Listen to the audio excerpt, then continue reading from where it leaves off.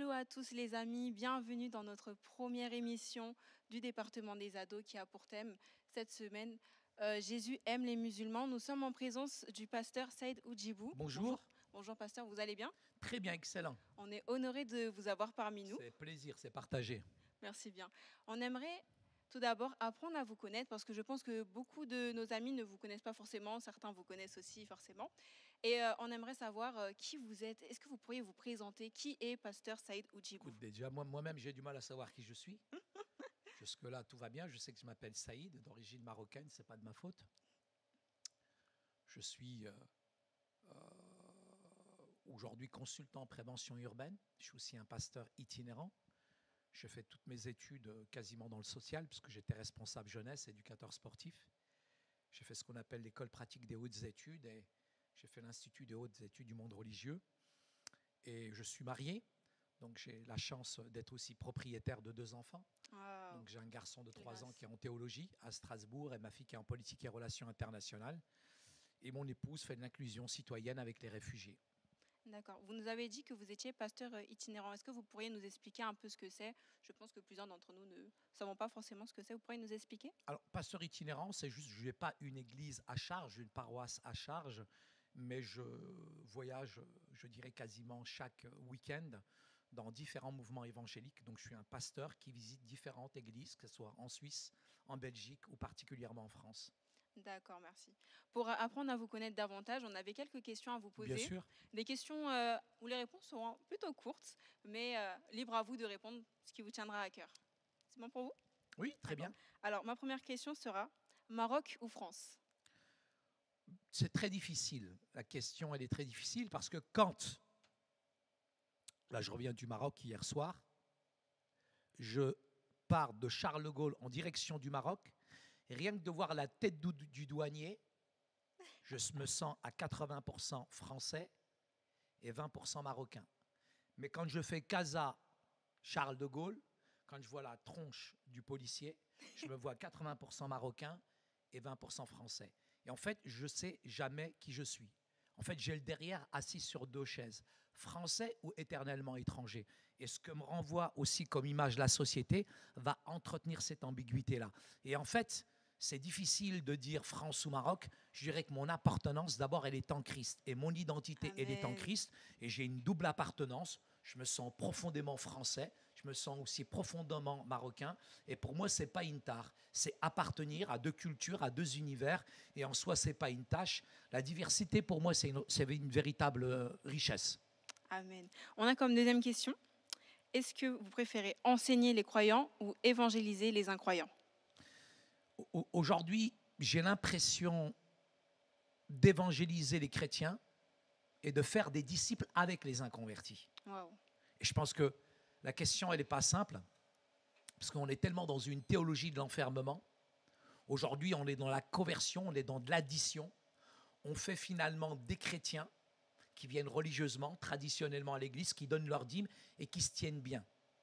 Mais l'impératif pour moi, c'est de répondre, je dirais, à l'ordre missionnaire qui est aller et faites des disciples. Et il y a une grande différence entre être un crétin, un chrétien et un disciple. Yes. L'église, elle est pleine de chrétiens, mais elle n'est pas forcément pleine de disciples. Et pour moi, c'est un monde. Donc, voilà, la question, elle est quand même assez difficile, mais pour moi, je me définis d'abord comme un disciple de Jésus, mathétès, qui va suivre son maître. Et suivre son maître, il y a un prix, ça coûte, celui parfois de la persécution. Jésus, la vie chrétienne, la vie d'église, ce n'est pas Disneyland ni le parc Astérix. Notre troisième question, du coup, sera est-ce que vous êtes plus pour l'assimilation ou la créolisation? Alors, moi, je suis ni pour l'un ni pour l'autre. Je suis pour une identité en Christ. Je pense que quand on se convertit, la conversion ne signifie pas occidentalisation. Qu'est-ce que c'est que l'assimilation?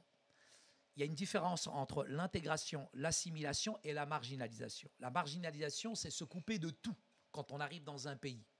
Et quand on se coupe de tout, on est une sorte d'apatride et on n'appartient à rien.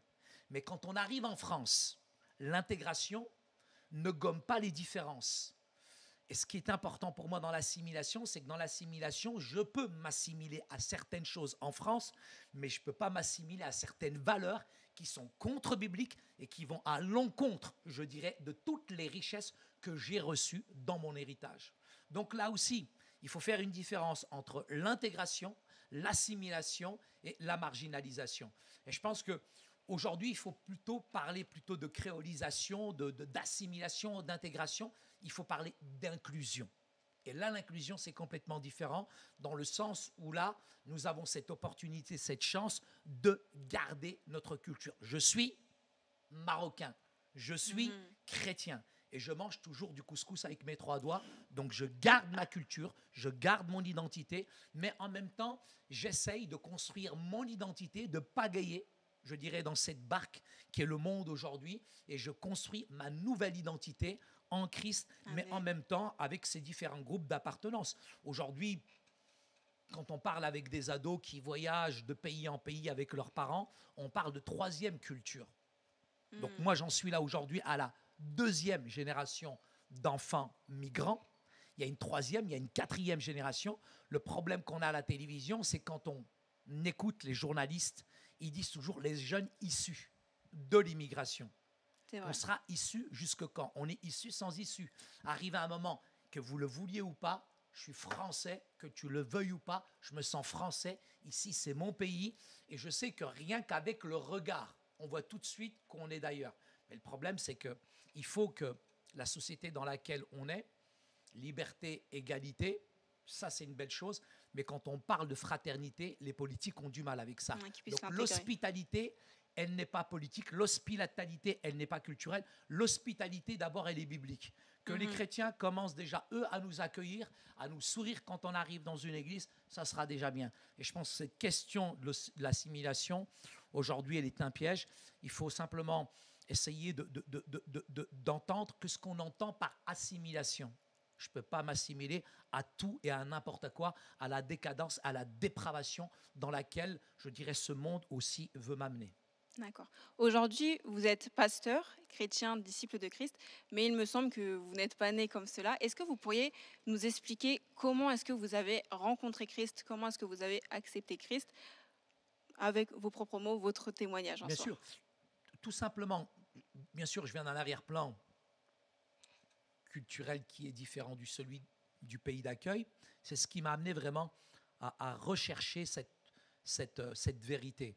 Le fait que j'atterrisse en France, dans ce pays où coule le lait, le miel et le travail, c'est pour ces raisons économiques que nous sommes arrivés en France. Nous sommes dans les 30 glorieuses, 1945-1975, où tout azimut, les chefs d'entreprise français allaient chercher une main-d'œuvre peu qualifiée et bon marché. Ils allaient chercher cette main-d'œuvre, bien sûr, dans les pays sous colonie ou sous protectorat. Et quand je suis arrivé en France, tout de suite, j'ai vu le regard de l'autre. Et le regard de l'autre n'était pas forcément un regard qui était positif. Et ce regard me faisait bien sentir que j'étais d'ailleurs, si bien que j'ai construit mon identité en France à travers le regard. Mais j'étais en même temps dans cette crise identitaire où quand je retournais au Maroc, on m'appelait le blanc. En France, j'étais le mal blanchi. Donc j'étais... Pas totalement accepté dans chacun des deux pays. Dans chacune des cultures. Donc si bien que il y a une crise qui s'opère et à partir de cette crise-là, nous sommes en quête. Sauf qu'on est très rapidement récupéré, violé mentalement, psychologiquement, hameçonné, harponné, séduit par une idéologie politique islamiste qui justement profite de cette légèreté parce qu'on est en déshérence et en même temps on est en crise identitaire. Et dans cette crise identitaire, ils ont les mots face aux mots MAUX. Et là, on fait partie tout de suite de la Oumma, de ce qu'on appelle la communauté de croyants. Parce que la cité, le quartier, il y a des clés de lecture, il y a des codes culturels, fait que nous sommes une véritable famille. Et aujourd'hui, la société dans laquelle on est qu'en déshérence, nous sommes face à une France où une jeunesse en déshérence est en quête d'idéal. Mais quel idéal proposent finalement les églises chrétiennes aujourd'hui? Il n'y en a pas. Donc dans les quartiers paupérisés et fragilisés, nous sommes face à des grands frères. Nous sommes face à une meute de loups qui justement repèrent la faiblesse. Et là arrive un moment, ils ont un discours véritablement autoritaire, séducteur. Et petit à petit, ils vous entraînent le rabatteur, le requin, il vous coupe finalement de votre famille, de vos liens, de l'école, etc. Et on vous pousse finalement dans la victimisation. Qu'est-ce que c'est que la victimisation? C'est finalement l'identité qui n'a jamais été guérie. Mais eux, ils ont les mots, justement, pour te dire, si tu es malheureux, c'est à cause justement d'un système judéo-chrétien, c'est à cause de l'Occident, etc. Et arrivé à partir de là, quand le rabatteur t'a coupé de tes amis, ta patrie, etc. et tout, donc là, il a réussi. Il t'entraîne dans la victimisation et en fait, on est dans un discours binaire. Il y a le bien, il y a le mal. Et tout ce qui est en dehors d'eux, c'est le mal. Et là, à partir de là, malheureusement,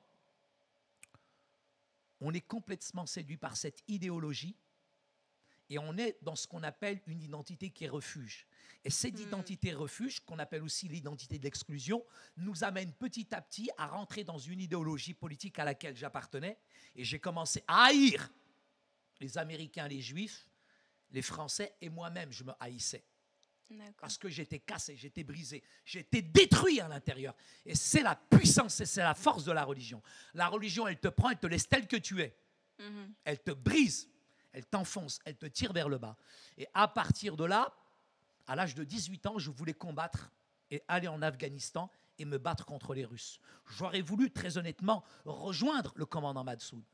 Mais avec un concours de circonstances, il s'est avéré que finalement, en quelques semaines, suite à une émeute que j'avais déclenchée dans mon cité, dans mon quartier, il s'en est suivi tout un processus après où une famille, je dirais française chrétienne, nous a donné une Bible et en essayant de trouver les erreurs dans la Bible, j'ai été subjugué par la figure de Jésus. Et j'ai réalisé à quel point il y a c'est là où j'ai réalisé que Jésus n'était pas l'un des chemins, Jésus n'était pas une des vérités. Non seulement il est la vie, il te la donne, mais il est la vérité et il est le chemin qui mène à la vie éternelle. Et là, quand j'ai abdiqué, quand j'ai accepté le Christ, j'ai quitté l'islam pour une seule raison.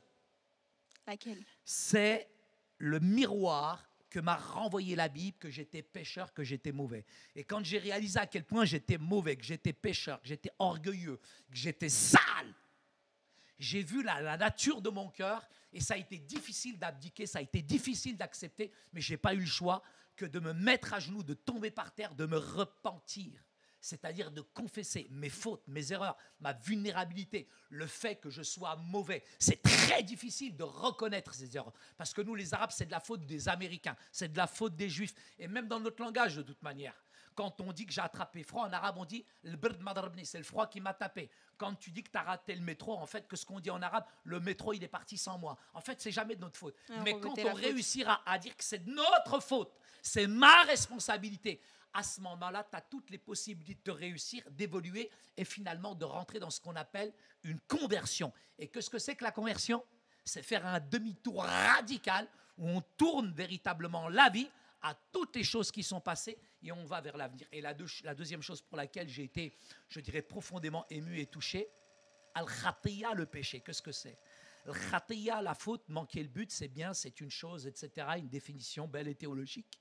Mais le véritable péché, c'est cette souffrance qu'on inflige à Dieu, qu'on inflige au Père depuis des siècles et des années. Il nous attend les bras ouverts. C'est ça. Et du coup, vous nous disiez qu'il y avait comme une sphère de domination au travers de là où vous résidiez. Lorsque vous avez accepté Christ, est-ce que vous n'aviez pas peur de ces personnes-là qui auraient pu vous attaquer par rapport au fait que vous soyez converti, que vous ayez totalement changé de vision et de conviction? Sans prétention, sans orgueil, j'ai peur de personne à part le dentiste. Mais quand on se convertit, on paye un prix et il y a des conséquences. Il faut arrêter de mentir aux gens qui se convertissent et il faut les prévenir. C'est ça. La première chose, c'est que tu ne retourneras plus peut-être dans ton pays. La deuxième chose, ta famille va te rejeter. Troisième chose, tu vas perdre tes biens. Quatrième chose, tu n'es pas sûr d'atterrir dans une communauté chrétienne, très honnêtement, qui va t'accueillir. Donc, tu vas finir et tu vas tomber seul. La peur, elle change de camp, ma grande, quand tu te convertis. Quand on se convertit, quand on donne notre vie à Jésus, la peur, elle change de camp. L'amour parfait bannit la peur. L'amour parfait bannit la crainte. Et quand tu aimes vraiment les gens, Tu as peur de personne, tu les regardes en face droit dans les yeux. Pourquoi?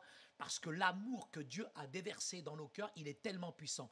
Et Dieu, dans sa grandeur, dans sa puissance, en cette Pentecôte, il nous a revêtus de Ruh al-Qudus, de la puissance du Saint-Esprit. Et cette puissance, quand elle vient à l'intérieur de nous, on regarde les gens en face. Il n'y a personne qui me fait peur. Et la peur, elle change de camp.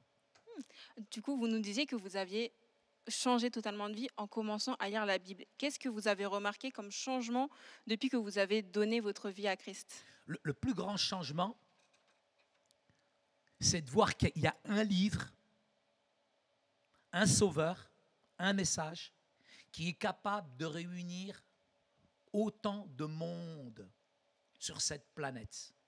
On vient de cultures, on vient de pays, on vient de mentalités complètement différentes et on peut se retrouver aujourd'hui dans le monde entier, dans n'importe quelle église, et il y a une unité qui nous amène véritablement pas à l'uniformité parce que c'est la puissance du Saint-Esprit et le Christ. Pour moi, la plus grande des révolutions, c'est de voir un Dieu qui est venu renverser toutes les barrières sociales et religieuses et qui nous invite véritablement à vivre comme des enfants du Père. Je peux passer de jour en jour, d'église en église, de communauté en communauté. Tout de suite, il y a un rapprochement qui se fait, dû à quoi? À la puissance du Saint-Esprit, à ce Sauveur véritablement, qui est venu véritablement pour amener cette unité qui me dépasse aujourd'hui. Au moment où... Personne, excuse-moi, il n'y a pas un politique qui peut faire ça.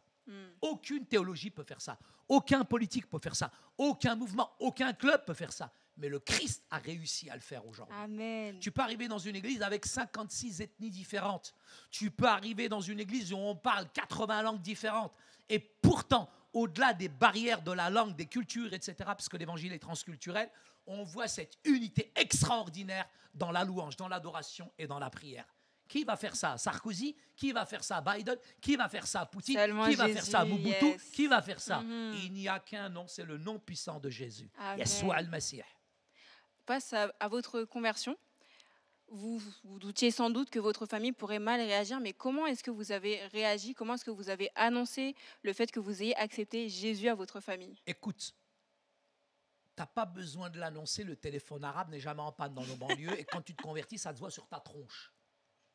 J'étais quelqu'un de très dur, quelqu'un qui n'était pas souriant, et la joie de l'Éternel sera ta force.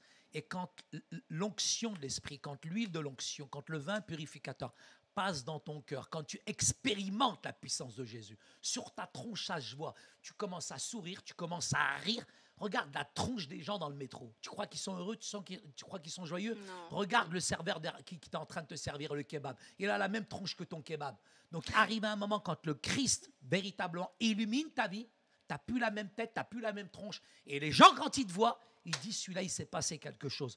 Donc, je n'ai pas eu besoin de le dire. Ça s'est rapidement répandu et tu n'as pas le choix. Arrive un moment quand on vient te questionner et qu'on te dit, est-ce que tu es chrétien?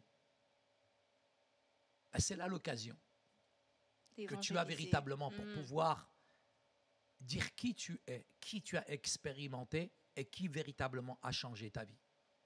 C'est ça. On sait que... Juste pour compléter, je suis très bavard, hein, tu m'excuseras ma pauvre. Il n'y a pas de souci. Ça, c'est su. Toute la mosquée est venue chez ma maman. Ils sont rentrés chez ma mère. Ils ont dit à ma mère, ton fils, il est chrétien, c'est un kafir, kafara, traître, renégat, apostat. C'est une loi qui est dans l'islam où un musulman n'a pas le droit de changer de religion. Ma mère, elle les a bien regardés dans les yeux, toute la communauté. Elle leur a dit, je préfère voir mon fils comme il est là que comme il était avant. C'est juste pour te dire, si tu m'avais connu il y a 25 ans en arrière, tu aurais déjà couru tout de suite avec tes baskets Nike. Donc quand Jésus change une vie, il la change radicalement. Entièrement.